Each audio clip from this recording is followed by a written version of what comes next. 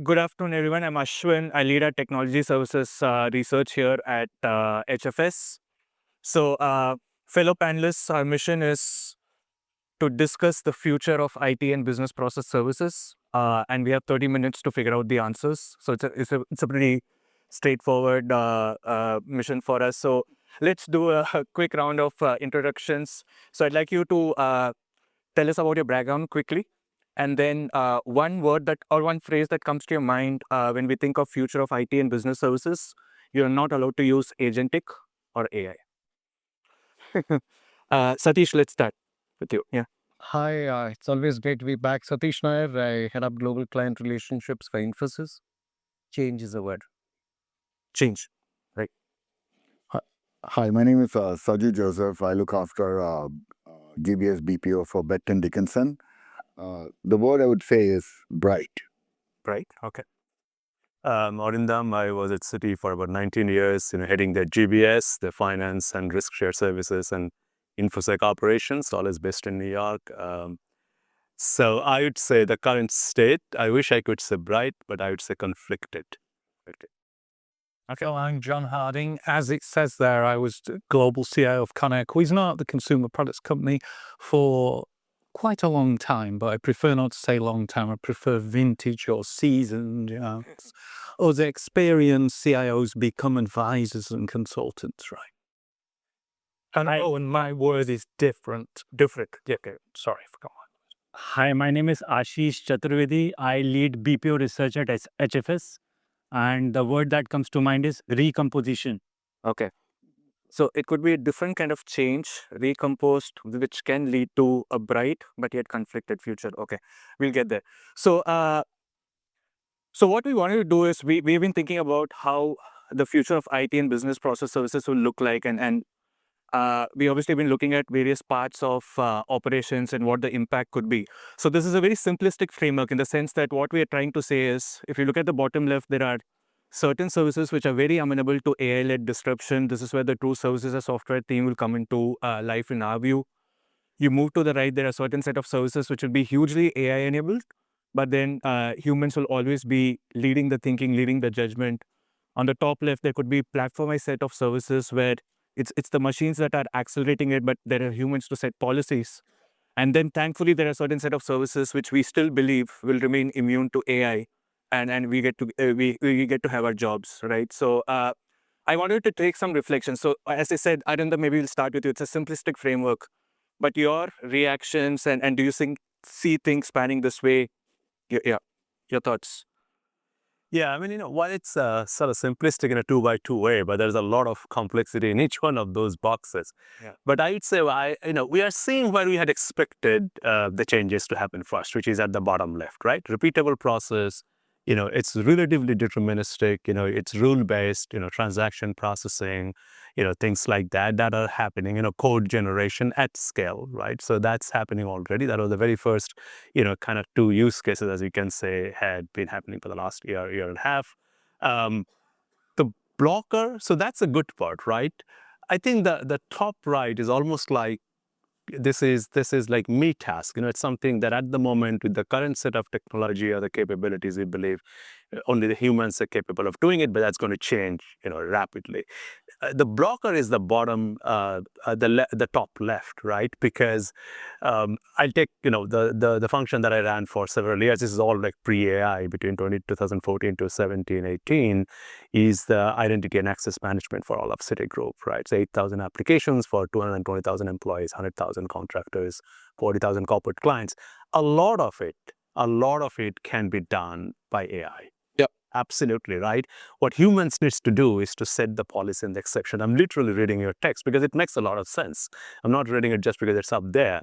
The human's role, enterprise role, is to set the policy, set the exceptions, think about the security threat and do it that way, the risks and the frauds, potential and all of that, and let the AI run the place with obviously some human in the loop to make sure that it's meeting it. But we haven't gone there as fast as we should have. So that's why I think it's the blocker. Fair enough. So Saju, you said change, bright, right? So the future is bright, but there's obviously work to be done to get there. So BD is highly regulated, there will be a fair bit of acquisitions. So, and we've been talking about the foundational work that is required to really get there, right? So, can you explain the thought process and the kind of initiatives you are undertaking to make BD ready for the future AI-enabled model? Yeah. So if you look at it, a company like BD, 22 billion, maybe 45 billion products made a year across healthcare, connected devices, biopharma systems, extremely complex, 190 countries. So if you look at our problems, it's very hard to fit it into a 4-blocker. Okay, so a company like BD and companies like that, which are regulated and complex and have a heritage of many years. What you do is, from our perspective, you're building a framework that allows you to be dynamic, and that really has 3 parts. The first is you really have to go after outcomes. And someone spoke about it earlier. It was really good. People go after transactions, or they go after capacity. It's really difficult to go after outcomes because they have different components of the box that you share. Yep. And then the next process under that is really, how do you change your processes? So we have a whole process where we use something called BD Excellence to ensure that we quickly change processes and make them better, because that makes it much more amenable for change. Yep. And lastly, something that nobody really talks about is tribal knowledge. We heard about it in the morning too. Within BD, there's tremendous amount of tribal knowledge. And what we are doing is, we are now ensuring that whatever all your communication is captured is sort of frameworked. So we sort of define through templates and methodologies and processes how you capture your conversations, transactions, meetings. And I think that these 3 create a platform for change. Yep. And that's really, I think, what the stage we are in today. Fair. Satish, you said change, and obviously there's a lot of talk about process change and reimagination as we think of the future. So what do you think the role of a future business process service would look like, right? And what it means for Infosys BP? So it's great to see the data and operations as one small line item on the left-hand side, that bucket. The way we are approaching this whole thing is it's not a bunch of activities. These are functions that we actually run. These are areas across industry services and enterprise services that organizations are running. And these functions have a bunch of things that fall into each of those 4 categories, which say, hey, listen, there is AI, there is going to be elimination. That's the way it's actually going to go through AI. But the ability to orchestrate this through a very fragmented enterprise ecosystem, where the challenges occur at the boundary of a function, boundary of a process, and the boundary of the enterprise itself, right? So how do you bring together the change? How do you bring together the ability to get the function, stitch that function together, get the different skills in place for being able to manage this whole thing, manage control, compliance, right? Because you are trying to deliver to a very deterministic outcome in a very probabilistic world, right? So think about that as the way that you're actually landing it on the ground to deliver a certain compliance and outcome, right, to the business, and that is delivered through these business functions. I think that's the way we are looking at that change up. Fair enough. John, would you like to add in terms of what this transition means? You have obviously have an experience and as being a CIO for many years. What does this transition mean, right? And how would you kind of add to what's been shared so far?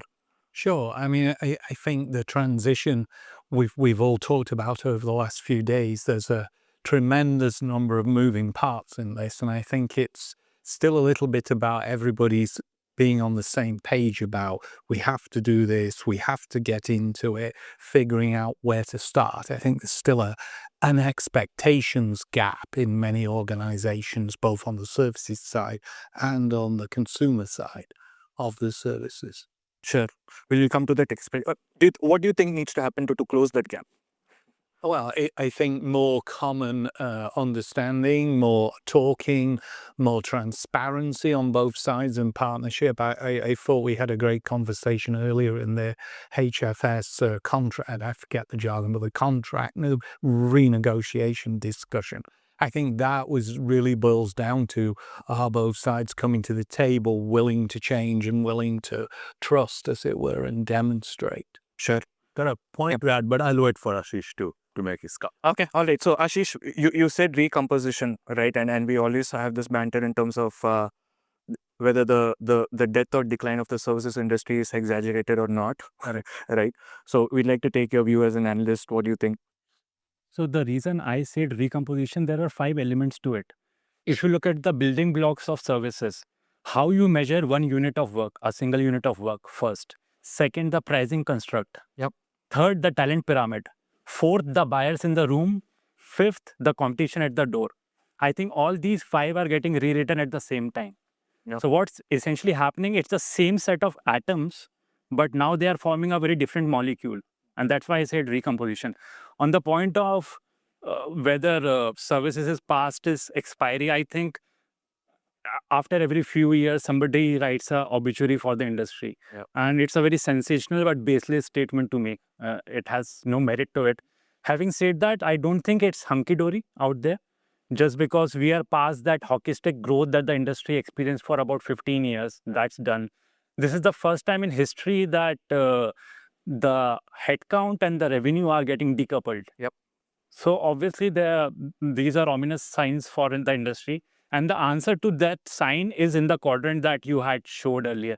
So if we look at the bottom left of that quadrant, which is essentially 25% of the market, repeatable stuff, AI executable stuff, transactional stuff, that is getting disrupted.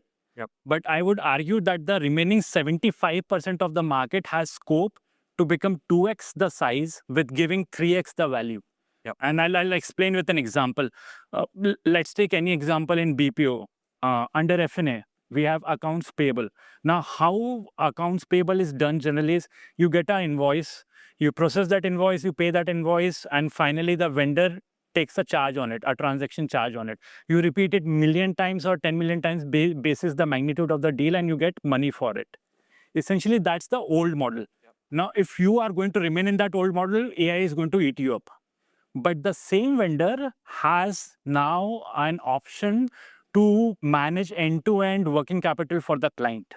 It can model the impact of tariffs across 2,000 suppliers. Yep. It can also optimize the timing of making payments. It can detect fraud at scale. If I can think of 4 in 10 seconds, I think there are 20 more use cases available.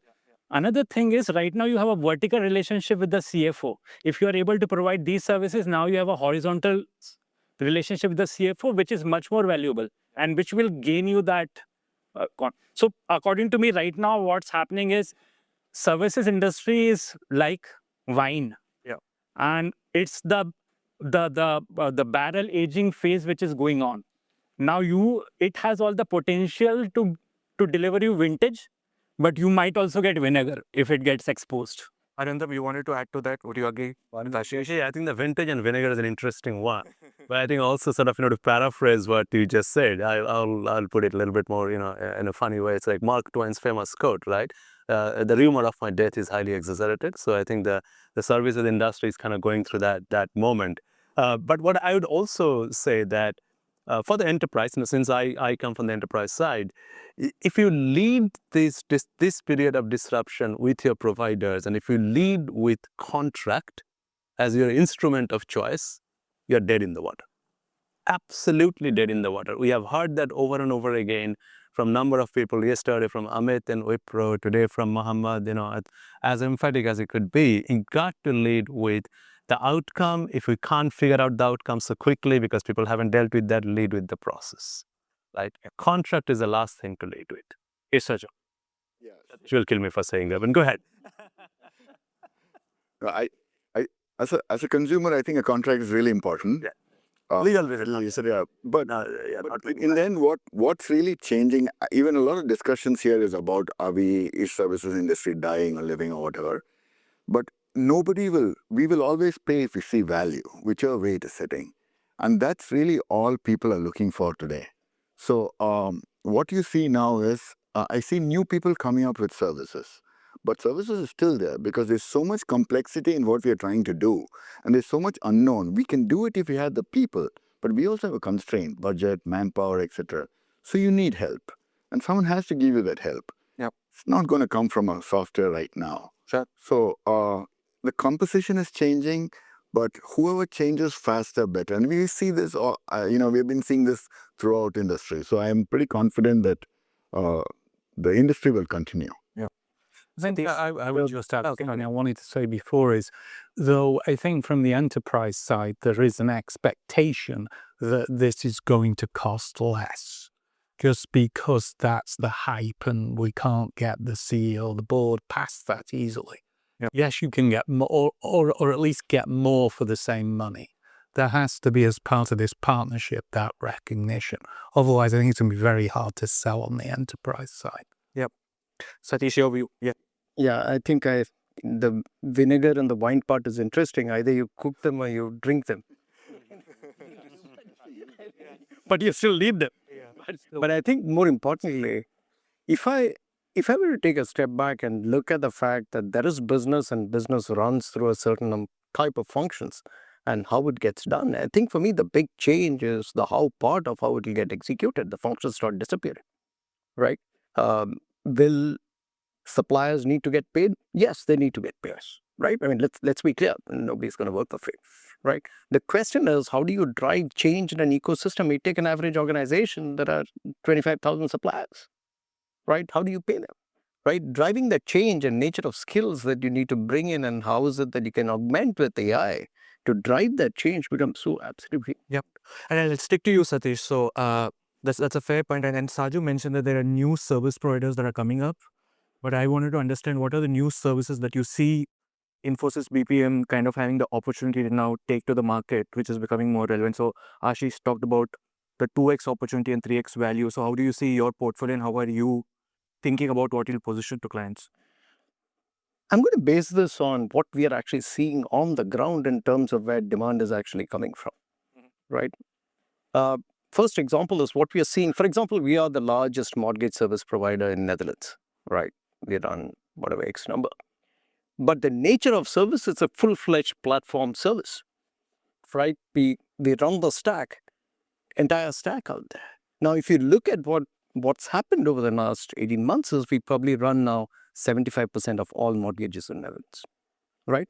Why? Because an earlier speaker said, your ability to learn, execute, to drive change, leverage agentic and run with it becomes absolutely critical. Take another industry service, again, take something like insurance and what we are seeing across the insurance world. And interestingly, that's expanding into the enterprise world.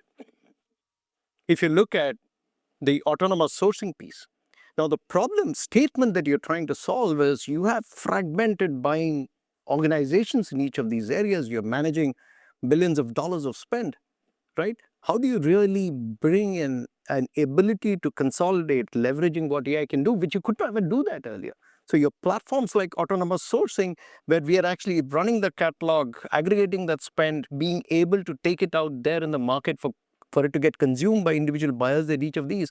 And we are seeing huge growth in those platform services across the board. Right. So that is the big direction shift that we are actually seeing. And that is based on actual data that we are seeing across the last year. So one question, I mean, there's a point of clarification, Satish. So I'm just thinking, as you've been speaking, I'm thinking about RAMP. Like RAMP had been an incredible success in the payable, accounting, expense management space for a lot of startups and mid-sized corporates. Like, how could they move so fast while some of our very large, because I know you're moving to the provider question, they didn't get there fast enough. So there are two parts to it, right? One is just offering that as a product versus offering that as an end-to-end service across the globe, right? The ticket sizes that we are not structured to manage, for the lack of a better term, a mom and pop shop and go in there and ramp up the number of customers. That is not what we are structured for. We are structured for managing enterprise complexity at scale and be able to scale that and be able to deliver that across these organizations. So I think that's one difference that you see in So great example. So I'm then building on that. There's been a lot. We obviously cover a lot about engagement models and all of that. So outcome-based pricing, everything is a complex topic. But what do you think the fundamental design principles need to be in terms of the engagement models going forward between the supply side and demand? Yeah, so I think we kind of waded into that territory already, right? So I think the engagement model, and I'm speaking here as an enterprise, what I expect from the providers, because I've dealt with them for the last 20 years in a variety of the domain, is that you need to have that flexibility, because other people will eat your lunch, right, if that doesn't happen. And secondly, and this is true both for enterprise, like the GCC type setups, as well as the BPOs, and let's say, in lower cost locations like India, Philippines, etc. Because the same model, one is just captive, one is provider, is that we have to get out of this absolute addiction of the headcount. Yeah. I'm not talking about headcount against outcome. That's a different mathematical equation. I'm saying just culturally, my power is derived from the number of people that work for me. That is a fundamental obsession on which this industry has grown for the last 15 years, right? That is I wouldn't say the Kool-Aid, it's like the steroid that we have taken, and that's how people's career have grown, and people have gone from, at a junior level to a very senior level at a fairly fast clip, because they could add, just because of the labor arbitrage, 500 more people, every 6 months, and from something to become something. And you figured it out, that is the only way to go. And now you're at a senior mid-level of your career, and that whole model had been put on its head, and you're looking like a deer lost in a headlight, right? Yeah. So that, I would say, is a very important thing. And then just one last thing, which I'll pass it on to you, is that it worked despite a lot of demand for innovation, maybe not AI-led innovation, but a lot of demand for modernization, innovation, automation. It still worked because of a completely different macroeconomic factor, which is currency depreciation. Yeah. If I take 2012 just as a reference point, when this whole GCC and this outsourcing boom kicked off at a huge scale, right, at a mass scale, and now Indian rupee has depreciated to US dollar by 49%. You can do nothing and it'll still be very profitable. And I think we drank that Kool-Aid. So Saju, I'd want you to reflect on that. So as you think of BMS and operations, and we think of talent models, so what does the future of a GBS professional look like, right? And then are there areas where you've stopped hiring or started hiring to kind of align to this shift? See, I think it depends on where you are, where you're transitioning from.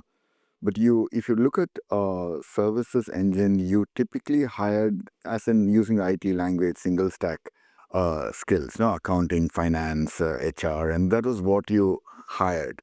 It was a sort of tower-centric or vertical-centric model.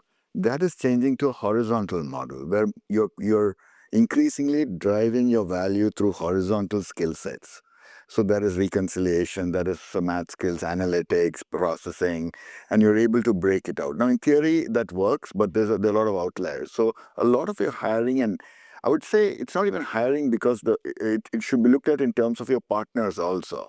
A lot of hiring is actually what you are actually building up with partners. But you are looking at building horizontal expertise rather than vertical expertise. The vertical expertise is getting much more specialized, and they should be very consultative. Sure. So someone said earlier that you need cross-functional people or something like that. That is really true. And the second thing I see in a large during this time of transformation is we tend to over-index with process talent. You actually need sales talent within the company, because a lot of this is change management. And people who really understand the transformation and are able to convince people to go along with change agents. We have very few sales people within the company. Yep. And that's a problem. Yeah. Change agents, sales. Yeah. Have you ever heard people say, thanks, sales team, no hiring. That's one part of it. But, I just want to reflect on what Arindam mentioned. I think the industry ecosystem, in most cases, I think forced a certain behavior, right, to a certain point. We had a fantastic opportunity at the height of the hyper-automation area, where we could get away from a commercial contract model that fixed the equation of headcount. Times M. Yeah, I mean, we could have easily done that. It's in our advantage to be able to do it, right? It did not. And I really hope that the focus gets more to the output and the outcome that you're actually delivering, right? Rather than getting fixated again. Yeah. So I can squeeze in two more questions. So different topics. John, I want to touch on the theme of trust, right? So there's trust between providers and enterprises, trust amongst employees when this transformation is happening, especially when you think of large organizational contexts. So what do you believe are some of the fundamental elements that should help maintain and build trust during such in a times of flux. If Yeah, you I mean, this is the big question, right? How do we get to the change management that you talked about, Satish? And I think a lot of it is first belief that the technology isn't the thing. Don't focus on that. Try and focus on what are the outcomes we're trying to achieve. Start from the top. What is our business vision, whether we're on the services side or the buyer side, and work back from that to what are the key business capabilities we need to drive that. Where do we focus on? I think you can build trust by focusing on a few areas. It's the old quick wins always build confidence and credibility. So yeah, I mean, I think there is a long way to go on everybody on this. it's a flywheel kind of an equation. Yeah. And then finally, Ashish, I know I cover technology services, you cover business process, we have engineering services, data services. We saw the 2x2 in terms of how the disruption could potentially happen, right? Do you think there's a pecking order in your mind in terms of which areas will get disrupted more, will stay relevant? So more than the pecking order for the area, I have a pecking order in mind in terms of who holds the key in terms of AI transformation for enterprises. Okay. And the research is clear. I have some bad news to share because there are providers here. But if you will peel into that bad news and you'll delve deeper, it's not that bad as well. And I'll come to that part. So we asked enterprises, who do you think is your anchor partner for AI transformation? Yep. And the first choice was hyperscalers, followed by technology companies like SAPs and Oracles, followed by AI specialist companies like Palantirs. IT services ranked 4, BPO services ranked 5th, and then there were startups which were nipping at everybody's heels, which is number 6. So that's the bad news.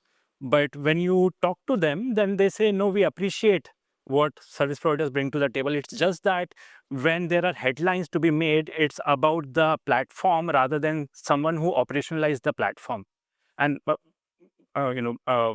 backstage we were discussing about airlines. So I'll give an example of an airline. So essentially, hyperscalers are the ones that are developing airports. These technology companies are selling you airplanes.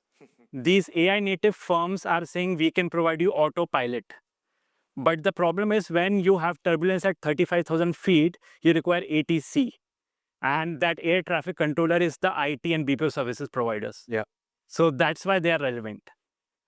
Another thing is, but what they can do to remain relevant, I think they need to take or capitalize on all the advantages they have right now. One thing is, whosoever is above in the pecking order, form partnerships with them. That's the natural one. Yep. Second is, you think about, there is a big journey from thinking about a model or implementing a model and gaining trust in that model. I think partners are positioned much better than a hyperscaler to do that. Yep. Third thing is SLAs to outcome level agreements. That's what I call them. So that's another thing. And the most important thing is, I think providers are best placed to rewrite the operating model for enterprises. Yeah. A hyperscaler cannot tell you what decisions to federate, what decisions to centralize, what decisions to automate, what will remain with people. In fact, I have been in rooms where I know that the provider knows more about the client than the client themselves. So I think that's an unfair advantage that they have, and they need to capitalize on that for making things happen. And I'll just add one thing to, I know you're the point, right? I think the huge advantage that the BPO service providers have, and probably had not been acknowledged for that for many, many years, and that's true for all people in enterprise operations, this is their moment to shine because they have the process knowledge. We heard that from everybody. If you don't have the deep process knowledge, this whole AI journey is going to fail. So bring that sort of Context of our customer. Right. Context of what's so having everything coming from the world and bright. Okay. Yeah. Coming from the world of consumer products, branding, this is a marketing problem. Everybody thinks of the hyperscalers because they're the ones everybody reads about and talks about. And the frontier models. You listen to, for example, we all listen to the gentleman from IBM earlier. I'd heard that story once before about their platform. What they've done is very impressive in terms of value. But when he said client zero, nobody identified with that. That's a marketing problem, not criticizing IBM marketing. I'm just saying, if you can better market those kind of stories as service providers, I think that would really help. So we have figured this out in 30 minutes. Yes. Cool. Okay, thank you so much. I don't think we have time for questions, right? But thanks anyways. Thank you so much.